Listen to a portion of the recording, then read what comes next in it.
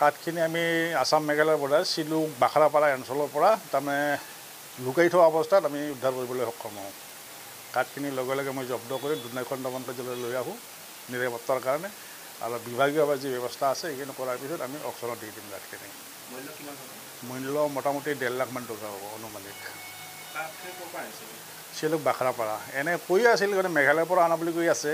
আমি তাৰে মানুহৰ লগত অনুসন্ধান কৰিলোঁ, কিছু মানুহ আছে মেঘালয় আৰু কিছুমান আসাম মেঘালয় বৰ্ডাৰৰ যিখিনি ঘৰৰ মানুহৰ গছ আছে তাৰে পৰা 2 এপোচ কৰি অনা বুলি কৈ আছিলে, কিন্তু সঠিকটো এতিয়ালৈকে আমি জানিব পৰা নাই।